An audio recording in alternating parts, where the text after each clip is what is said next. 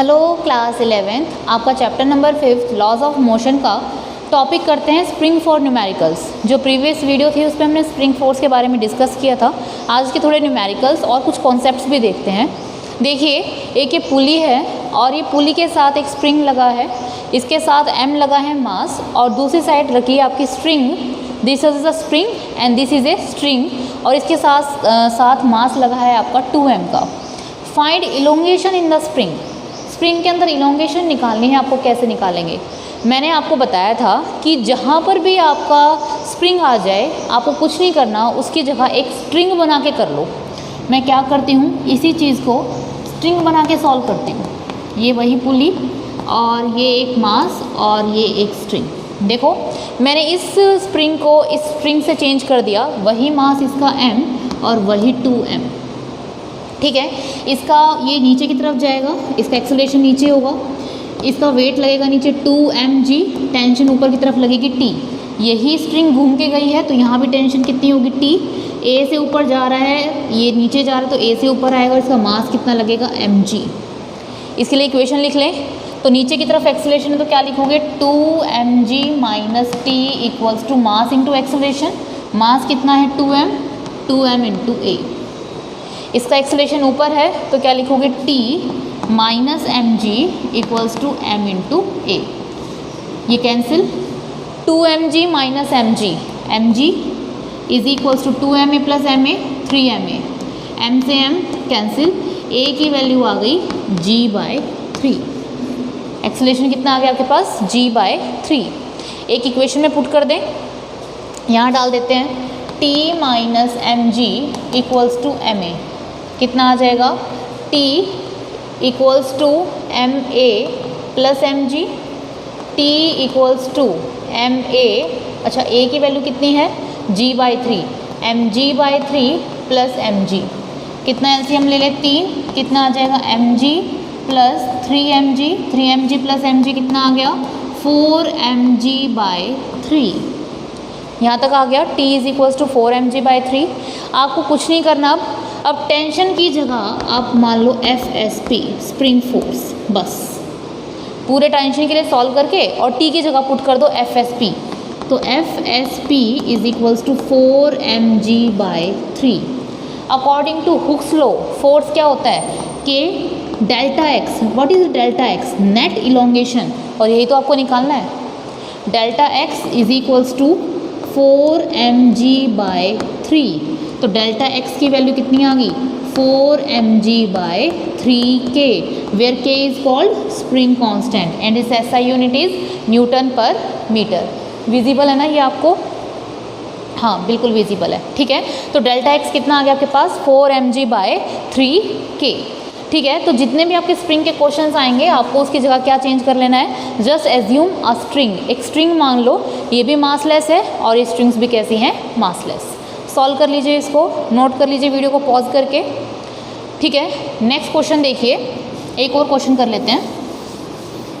अब की बार यहाँ स्प्रिंग लगाया गया है और उसके बाद यहाँ एक मास है 2m का और एक मास है यहाँ पर आपका 4m का। सेम क्वेश्चन है, find elongation in the spring. Spring के अंदर इलोंगेशन बताइए कितनी आएगी।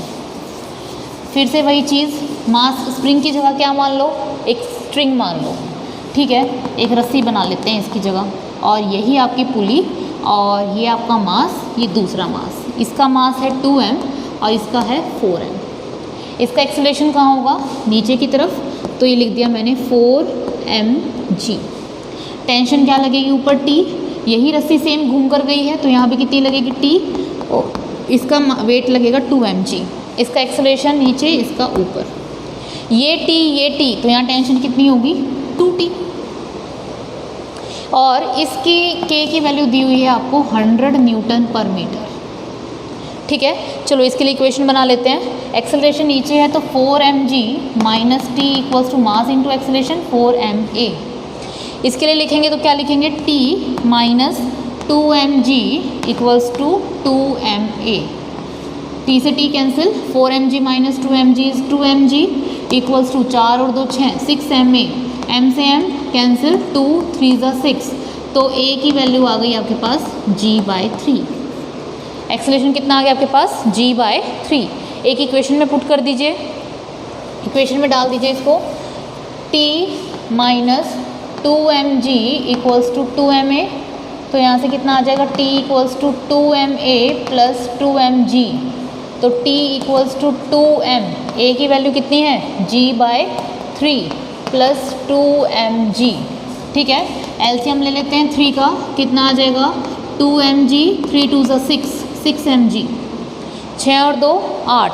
तो t की वैल्यू आ जाएगी 8mg/3। कैलकुलेशन तो ठीक है ना, t minus 2mg equals to 2ma, उधर चला गया 2ma 2mg, a की जगह पुट कर दिया g/3। ठीक है, सॉल्व करेंगे तो आपके पास आ जाएगा 8mg/3। ठीक है, ओके ओके। एक चीज़ देखिए, मैंने यहाँ पे 2m 4m लिया है, कोई बात नहीं, मास कोई नहीं, अगर ये 2m ले रखा है, ये 4m ले रखा है, कोई प्रॉब्लम नहीं है। ठीक है, t equals to 8mg/3। Okay, t को क्या पुट कर लो, t को पुट कर लो FSP। ठीक है, तो क्या आ जाएगा, ओके एक चीज़ और, 2t लग रहा है ना, ये नेट इलोंगेशन स्ट्रिंग में पूछ रहा है ना, तो 2t किसके इक्वल होगा, 2t is equals to FSP होगा, है ना, 2t is equals to FSP। तो 2t की वैल्यू आपके पास है 8mg/3 इक्वल्स टू FSP क्या होता है k डेल्टा x। तो नेट इलोंगेशन निकालना है हमको, delta x is equals to 2 8 16, 16mg/3 और इंटू k की वैल्यू रख दो 100। ठीक है, और इसको सॉल्व कर दो। मैंने यहाँ मास में m कंसिडर कर लिया, सपोज ये 2 kg या 4 kg होता तो m की वैल्यू m फॉर्म में ना आता, ये 16 हट जाता, ये क्लियर है। तो 16g/3 k आ जाता और k की वैल्यू आप सॉल्व कर लेते। वो डिपेंड करता है आपने इसको क्या एज्यूम किया। तो आपको कॉन्सेप्ट समझ में आया किस तरीके से करना है, जहाँ आपको स्प्रिंग दे रखा हो वहाँ उसकी जगह क्या मान लो, स्ट्रिंग मान लो, और स्ट्रिंग मान के उसको सॉल्व कर लो। ठीक है, इसको नोट कीजिए, वीडियो को पॉज करके इसको नोट कर लीजिए। ठीक है, अब हम पढ़ते हैं स्प्रिंग कांस्टेंट के बारे में और अच्छे से। चलो, अभी तो हम इनको सीरीज़ पैरेलल के भी करेंगे, पर मान लीजिए ये आपके पास एक स्प्रिंग है, ये मासलेस है, मासलेस स्प्रिंग, इसका कांस्टेंट k है और इसकी लेंथ l है। इसका स्प्रिंग कांस्टेंट जो है वो कितना है k। मान लो मैं इस स्प्रिंग को काट दूँ बीच से, इसके 2 टुकड़े कर दूँ, तो एक लेंथ आ गई ये और एक स्प्रिंग बन गया ये। तो लेंथ कितनी होगी इसकी l/2, l/2। याद रखना, लेंथ जितने फैक्टर से डिक्रीज़ करती है, स्प्रिंग फैक्टर उतने ही फैक्टर से इंक्रीज़ करता है। तो पहले इसका स्प्रिंग फैक्टर क्या था k, तो ये क्या हो जाएगा 2k और 2k। क्लियर है, समझ पा रहे हो। तो इससे हमें क्या चीज़ समझ में आई, इससे हमें ये चीज़ समझ में आई कि spring constant is inversely proportional to the length, k is inversely proportional to length. मान लीजिए यही स्प्रिंग होती, फिर से इसका स्प्रिंग कांस्टेंट k, इसकी लेंथ l, इसके मैं 3 टुकड़े कर दूँ इक्वल इक्वल, तो इसकी लेंथ कितनी हो जाएगी l/3, l/3, l/3। जितने फैक्टर से आपकी लेंथ घटेगी उतने ही फैक्टर से आपका स्प्रिंग कांस्टेंट बढ़ेगा, 3k 3k 3k। क्लियर है, समझ पा रहे हो। अच्छा, मान लीजिए अब मैं एक ये स्प्रिंग है, इसका स्प्रिंग कांस्टेंट k है, इसकी लेंथ l है, मैं इसके कितने टुकड़े कर दूँ n, 1 2 3 अप टू n टुकड़े कर दिए मैंने। इसकी लेंथ कितनी आ जाएगी l/n, l/n, l/n, l/n। तो जितने फैक्टर से आपका लेंथ घटता है उतने ही फैक्टर से आपका स्प्रिंग कांस्टेंट बढ़ता है। ये nk nk nk और अप टू nk। समझ में आया। k is inversely proportional to 1/l। अच्छा, k is inversely proportional to 1/l, proportionality का साइन हटाएंगे, कांस्टेंट लगाएंगे, k इक्वल्स टू कांस्टेंट ले लिया मैंने कोई c, k equals to C L, तो क्या आ गया आपके पास L K is equals to C, और you generally say L K is equals to constant, L K equals to constant. इसको नोट कर लीजिए। वीडियो को पॉज करके इसको नोट कर लीजिए। अभी और भी क्वेश्चंस करते हैं, सीरीज पैरेलल के भी फैक्टर्स पढ़ते हैं। कर लिया नोट? ओके।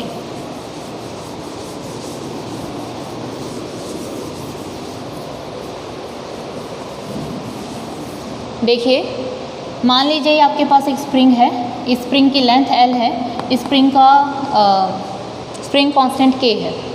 मैंने इसको रेशियो में कट किया 1:2 में, मतलब जो इसकी लेंथ थी वो मैंने 1:2 में बांट दी। तो बताइए, find new spring constant. New spring constant बताना है। अच्छा, आपने लेंथ को कैसे काटा? 1:2 में काटा, यानी कि एक टुकड़ा बना यहाँ कुछ, एक बना इसका टुकड़ा यहाँ। 1:2 यानी कि टोटल पार्ट कितने हैं? 3, मतलब 1/3 हिस्सा है ये। तो इसकी लेंथ कितनी होगी? L/3, और इसकी कितनी होगी? 2L/3। जितने फैक्टर से आपका लेंथ घटती है उतने ही फैक्टर से आपका स्प्रिंग कांस्टेंट बढ़ता है। ये L/3, तो इसका स्प्रिंग कांस्टेंट आएगा 3K, और इसका स्प्रिंग कांस्टेंट आएगा 3/2K। समझ पा रहे हो? पूरे का कितना था? K, तो अब इसका स्प्रिंग फैक्टर कितना हो गया? 3K, और इसका कितना हो गया? 3/2K। एक क्वेश्चन और कर लेते हैं। मान लीजिए एक ये स्प्रिंग है, इस स्प्रिंग का स्प्रिंग कांस्टेंट K है, इसकी लेंथ L है, मैंने रेशियो में काट दिया 3:5 में। बताओ नया स्प्रिंग कांस्टेंट क्या आएगा? तो ये एक लेंथ, एक ये लेंथ, 5 और 3 8, तो ये 3L/8 हिस्सा है, और ये 5L/8। समझ पा रहे हो? 3, 5 और 3 8, ठीक है, 5L/8, ठीक है। तो जितने फैक्टर से आपका लेंथ घटती है उतने फैक्टर से आपका स्प्रिंग कांस्टेंट बढ़ता है। 8/3K, और इसका आ जाएगा 8/5K। क्लियर है? नोट कर लीजिए इसको। क्लियर? चलो आगे देखते हैं। हो गया?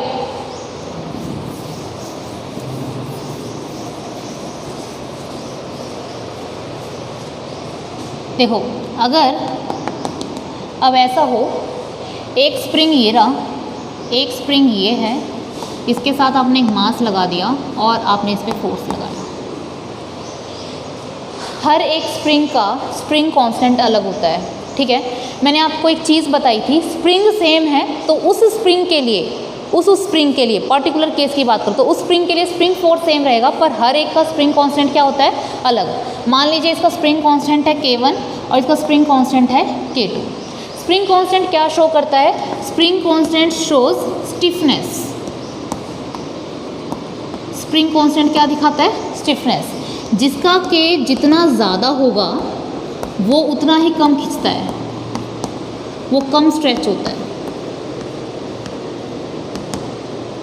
ये चीज़ याद रखना, ये स्टिफनेस को शो करता है। जिसका स्प्रिंग कांस्टेंट कम, जितना ज़्यादा होगा उसका स्ट्रेचिंग कम होगी, और जिसका स्प्रिंग कांस्टेंट कम होगा उसकी स्ट्रेचिंग उतनी ही ज़्यादा होगी, ठीक है।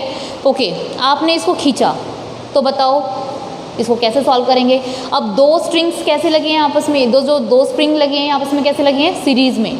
या फिर कुछ ऐसा सा हो, एक ये रहा, एक स्प्रिंग ये रहा, और एक इस मास के साथ लगे हैं, और मैंने इसे F फोर्स के साथ खींचा। इसका स्प्रिंग कांस्टेंट K1, इसका स्प्रिंग कांस्टेंट K2। तो बताओ नेट स्प्रिंग कांस्टेंट क्या आएगा? जैसे आपने रेजिस्टेंस वाले किया था ना, रेजिस्टेंस इन सीरीज़ और रेजिस्टेंस इन पैरेलल, उल्टा रिजल्ट हो जाएंगे। ये सीरीज़ में है तो पैरेलल वाला रिजल्ट आएगा 1/K equivalent is equals to 1/K1 plus 1/K2। Derive भी कर लेंगे इसको। और इसका क्या आएगा? ये सीरीज पैरेलल में लगे हैं, सीरीज़ का होगा KE equals to K1 plus K2। ये हम आपको भी प्रूव करके दिखा देते हैं। क्लियर? बिल्कुल, जैसे सीरीज़ में लगे हैं तो रेजिस्टेंस इन पैरेलल वाला केस यूज़ होगा, और अगर पैरेलल में लगे हैं तो सीरीज़ वाला केस यूज़ होगा। करें इसको, स्टार्टिंग वाला कर लेते हैं पहले। जिसका स्टिफनेस K क्या शो करता है? स्टिफनेस को शो करता है। जिसका स्प्रिंग कांस्टेंट ज़्यादा है वो वायर, वो स्प्रिंग कम खींचता है, ठीक है।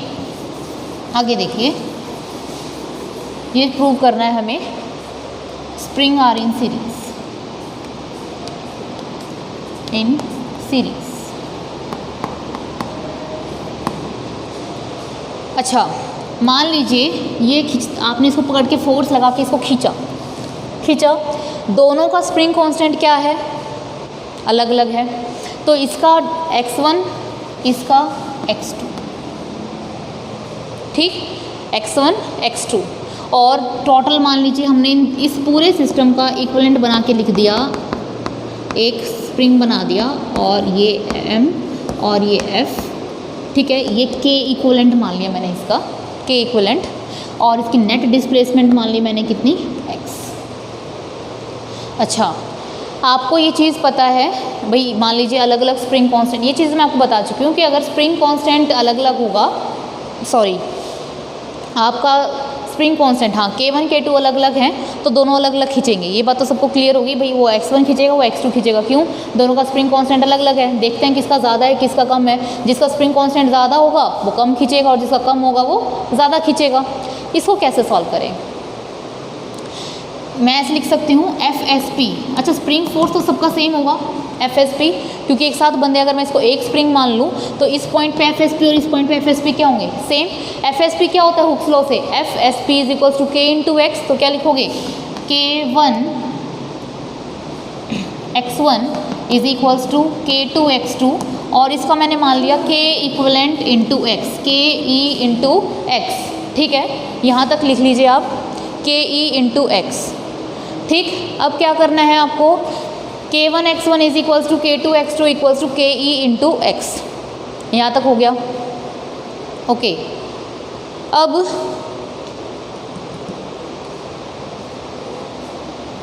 के E into x, net displacement ये होगा, ओके।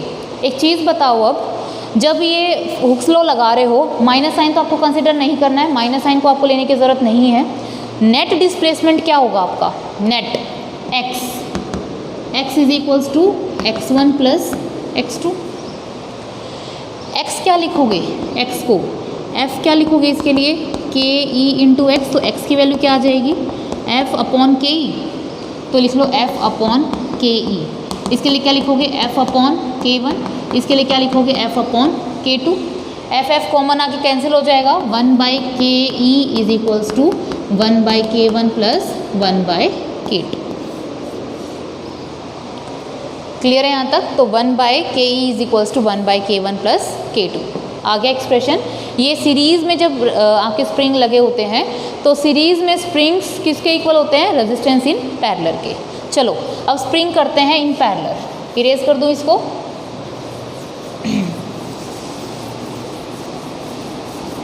Spring in parallel.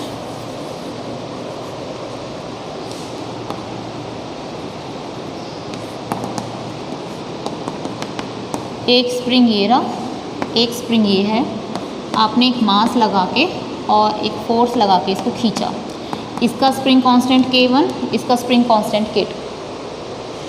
तो अब ये जो फोर्स है, ये फोर्स दोनों को मिल रहा है ना, ये फोर्स दोनों को मिल रहा है ना, मान लीजिए इसको मिल रहा है F1, इसको क्या मिल रहा है F2, तो आप F को क्या लिखोगे, F is equals to F1 plus F2। Force क्या होता है, अगर मैं इस पूरे को मान लूँ, एक इक्विवेलेंट सिस्टम में बदल दूँ, K इक्विवेलेंट,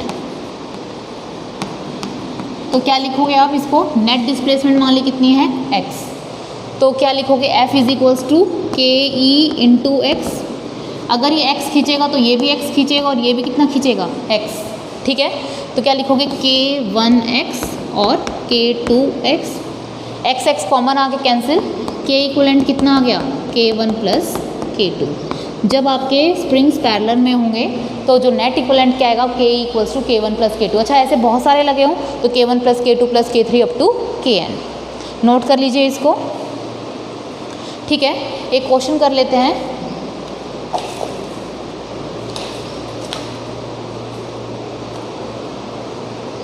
मान लीजिए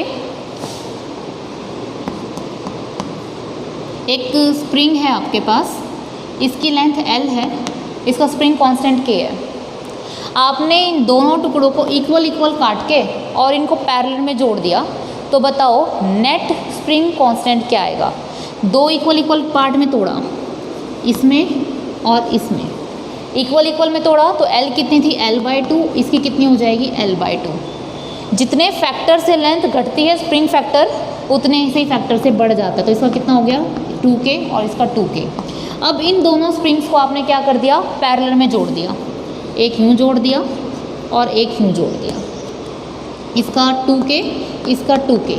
आपसे पूछ रहा है बताइए K नेट क्या होगा, K इक्वलेंट। पैरेलल में लगे हैं, फॉर्मूला क्या होता है, K equals to K1 plus K2, तो KE is equals to 2K plus 2K, तो K इक्वलेंट कितना आ गया 4K। समझ पाए कि आपको अगर इस तरह से करना है तो आप पहले देखो लेंथ कितने फैक्टर से कम हुई, जितने फैक्टर से लेंथ कम होगी उससे फैक्टर से आपका स्प्रिंग फैक्टर बढ़ जाएगा। सीरीज़ में लगाना है या पैरेलल में, आपको उनके रिजल्ट्स पता है। तो आज हमारा ये स्प्रिंग फोर्स, पूरा स्प्रिंग फोर्स के न्यूमेरिकल सारे कंप्लीट होते हैं। अगर स्टूडेंट्स अगर आपको कोई डाउट है तो मुझसे आप कमेंट बॉक्स में पूछ लेना। Thank you so much.